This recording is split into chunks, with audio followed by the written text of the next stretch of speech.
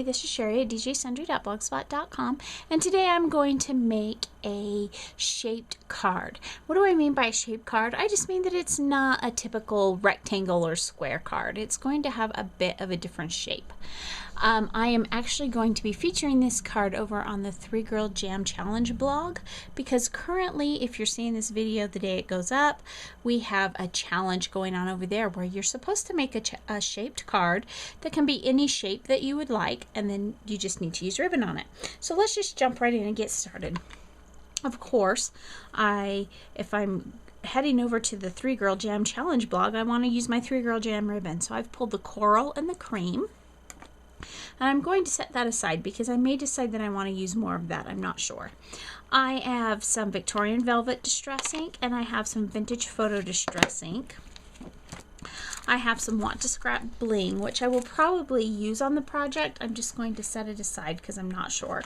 The stamp set that I'm using is from K. Andrew Designs, and it's called Crafty Friends.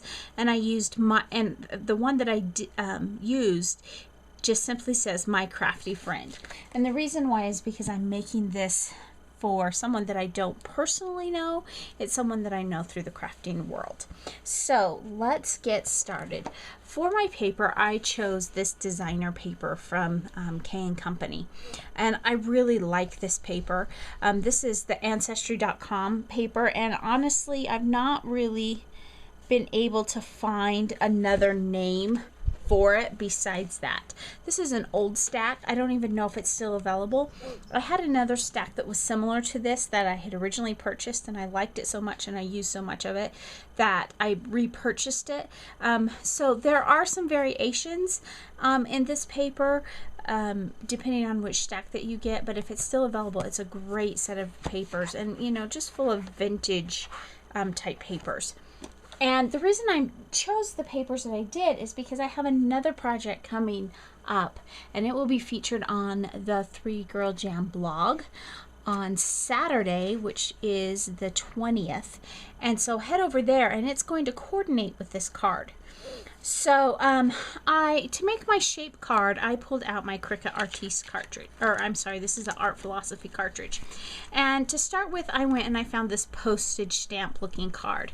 Now this is a rectangular shaped card, and I used this card feature right here. This is page 24. But what I did, instead of just taking the rectangular shape to make my standard A2 size card, I actually did it in the Cricut Craft Room, and I played with the dimensions until I have more of a square card. And then I'm also using the layers. I believe it's these layers, the rectangle 5 on page 35, which would be this one here. But again, I lined it up in the craft room to fit the size of my card, and I cut it at different sizes so that it would fit my card. So I have my card base here, just set aside here, and this is the card. Now this is double-sided paper. This is going to be the outside of the card, and this is the inside of the card. And so it doesn't really matter which direction you go, although there is some kind of non-legible script, may even be in French or something, and so I want to keep it right side up if I can. I believe that the dimensions of this card should end up being about 5 inches square. Now, I'm not going to actually score this card. I will use my score pad because I didn't I'll just use my bone folder here. But I did not realize until I had cut the card that it cuts the tick marks into it. Had I realized that, I probably would have hidden them so that I could just score it, just because I don't necessarily want to see the tick marks, but that's okay. And I think I'm going to make it open like, well, I was going to make it open up like this, but that will be off from my inside paper, which won't be a problem because I'm actually covering that. So I do like it that way. So we're going to open it up that way. And let's go to the inside first.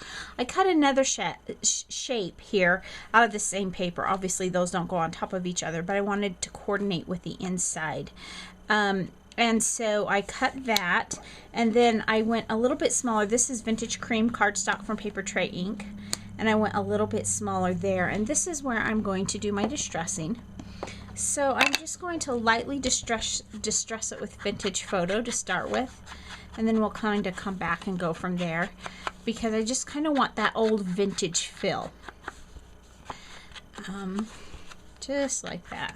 And then I'm also going to distress this. It just adds that extra level of dimension, that extra layer of dimension to it.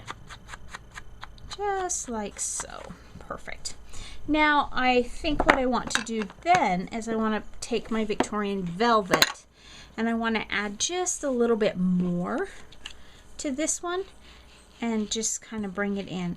The recipient of the card, I will write a note on the inside of it. And so I don't want to cover it completely, although that vintage or that Victorian Velvet's light enough that I probably could. But I just want to add that extra dimension. And let's see if we can coordinate that in, or if it even makes much difference. It doesn't make a whole lot of difference to put it on that, but I did it anyway. Okay, so we'll just layer those together. If you haven't tried the Cricut Craft Room, I really encourage you to try it. You can do so many fun things. You know, I knew I wanted lots of shape and dimension to this, or lots of shape, not so much dimension, to this card. There is going to be a lot of dimension to it too, but I knew I wanted lots of shape to this card, and you can so easily go in and manipulate things in the craft room to make it be, you know, like I said, this was a rectangular shaped, and I turned it into basically, well, it's still rectangular, but it's more square than it was, just by, you know, pulling on the handles like you would in cropping in Word or something like that. So I am just going to put that just down just like that, and that's it for the inside. That gives me plenty of room to write a message to the recipient. As you can see, this card is going together very, very quickly. Now I have already stamped my sentiment on my paper tray ink, and this is the exact same size as the one on the inside. I cut the same thing, and I'm going to go ahead and distress that in a minute. This paper is from the same collection. It's a different cut. It's actually left over from the project that I'm coordinating the card to. And I noticed on this down here that the point was cut off. That doesn't bother me because I don't think, first of all, it would even be noticeable if I hadn't pointed it out. It's just the way I had lined up the paper on the mat.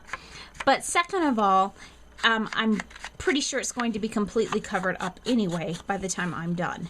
So it doesn't bother me that it's not perfect, and rather than waste paper and recut it, it won't matter, because my next step, or once I start adding all my pretties onto the top of the card, it won't matter at all. You won't even see that that point is off. So, as I said, I went ahead and previously stamped this, and I used Victorian Velvet. Before I put the vintage photo away, though, I want to just go ahead and distress the outside edge of this card, too. Again, I'm going for that really vintage feel here. I want it to feel elegant, pretty, but somewhat old. That's just the whole theme behind what I'm doing here. So we'll set that aside, and then we'll pull in our Victorian Velvet here and pull that in. The way these distress inks act with each other, it kind of helps blend in. The Victorian Velvet kind of helps soften and blend in the vintage photo just a little bit. I probably would have been better off had I brought in my vintage photo out there. There we go. That's doing better.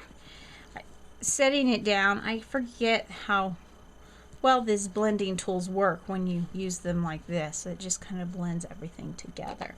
So we've got the bright spot bringing the focus to the middle, but we've still got that old paper fill to the vintage photo, or the vintage cream cardstock.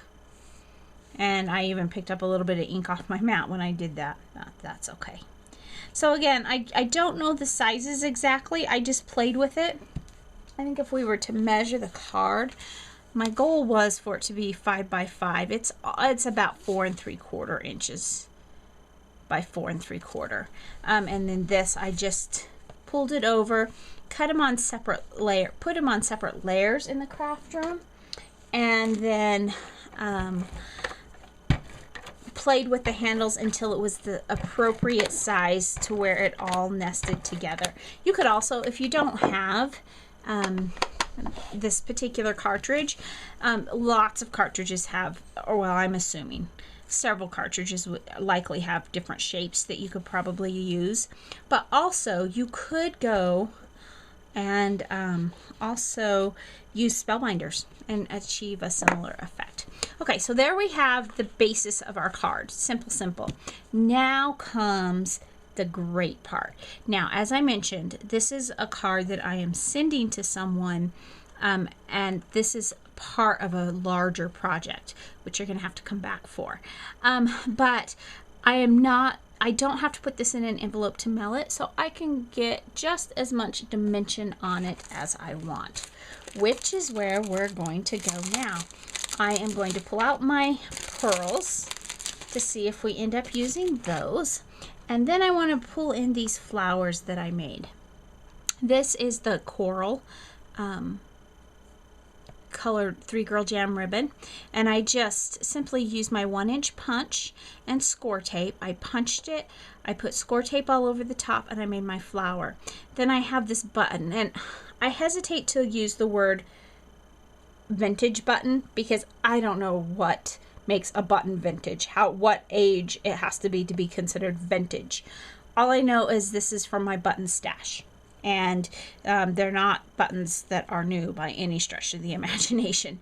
And then this one is made out of some lace from my stash with the same button, and then this one is made out of the cream from the coffee and cream bundle from 3-Girl Jam, and again the same button. Now, I had actually originally planned to mix and match my different buttons that I was putting in the middle, but I ended up just using the same one because I wasn't finding things that coordinated quite the way that I wanted them to. So we're going to put this one, I want it to be there, but I don't want it to cover up my writing. There we go, just like that. And this one, let's see, how do I want to do this one? Again, this is just some of that Want to Scrap bling. Maybe we'll just put some coming off here like so. Just a little extra touches. And let's see, before I actually adhere this one down,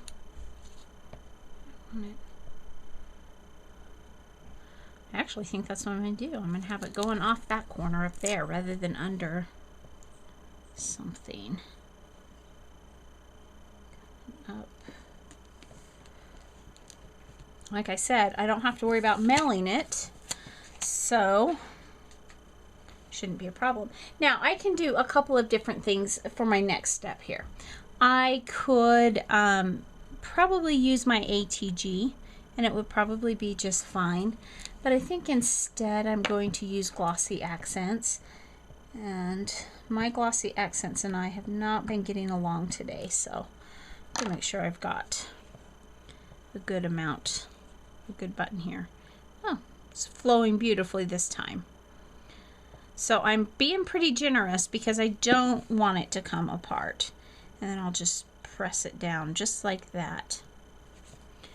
Of course, Glossy Accents dries clear, so that's one advantage. The second advantage is I'm just putting it on the paper part of my flower, so it's not getting onto my ribbon or my lace, whichever the case may be on whichever flower I'm talking about here.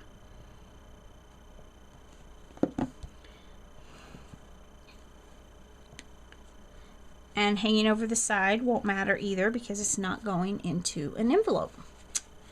Okay, so there we have our finished card. Move some of this stuff aside so we can just focus right on the card. And there we have, it says my crafty friend, and I see here there's a little piece of that bling. Some of the, there we go. My crafty friend, and then you open it up and there's the inside, and ooh, went over a little bit. I'm glad I opened that when I did, or the card would have been glued together. So we'll just leave it open like that till it's dry a little bit more. So there we have it. Thanks so much for stopping by. Be sure to check out the 3 Girl Jam Challenge blog, and I'll put the link down below.